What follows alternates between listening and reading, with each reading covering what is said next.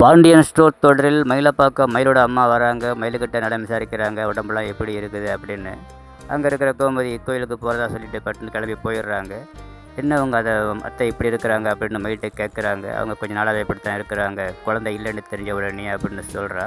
அங்கே இருக்கிற சுகன்யா காப்பி எடுத்து வரன்னு போய் கொண்டு வந்து கொடுக்குறா. கொடுத்து தேவையில்லாமல் குடும்பத்தில் குழப்பம் விளைவிக்கும் விதமாக பேசுகிறா அவ.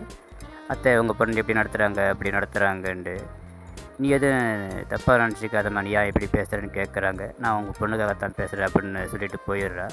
மகிழ்கிட்ட கேட்குறாங்க, இவளை நம்பலாமான்னு. இல்லை இவங்களும் என்ன மாரி தான் அத்தை, இவங்களையும் என்னை தான் ரொம்ப வேலை வாங்குவாங்க, மீனாவிய ராஜ்யம் கண்டுக்க மாட்டாங்கன்னு சொல்கிறா.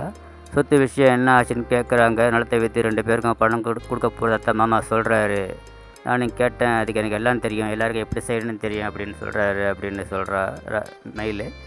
அதுக்கு ஒருத்தர் ஒரு கவர்மெண்ட் வேலைக்கு போயிட்டார், கதை ட்ரான்ஸ்ஃபர் வச்சுட்டாக்கா கடையை மாப்பிள்ளை பேருக்கு தான் கேட்டு வாங்கணும். மற்றபடி வீடு சொத்து நிலம் நகை எல்லாத்தையும் எப்படியாவது நம்ம கேட்டு வாங்கணும். என்ன மாரி நீ ஏமாளியாக இருக்கக்கூடாது அப்படின்னு மயில்கிட்ட சொல்கிறாங்க மயிலோட அம்மா. டான்ஸ் போட்டியில் கலந்து கொள்ள போன ராஜு டென்ஷனாகவே இருக்கிறாங்க. முதல் நடந்த சம்பவங்கள்லாம் நினச்சி பொறுமையாக வராங்க டின்னர் ஹாலுக்கு. அங்கே போட்டி நடத்துகிற லேடி போட்டியால் ஒருத்தவங்க சாப்பிட்டீங்களான்னு கேட்குறாங்க. இன்னும் இல்லைன்னு சொல்கிறாங்க ராஜு. வாங்க சாப்பிட்லான்ட்டு அவங்க கூட போய் கீழே நிற்கிறாங்க. சாப்பாடு வாங்கிட்டு போட்டியாளர்களாக 2 பெண்கள் இருக்கிறாங்க. அவங்கக்கிட்ட கேட்டு உட்காடுறாங்க. அவங்களுக்குள்ள அறிமுகப்படுத்திக்கிறாங்க.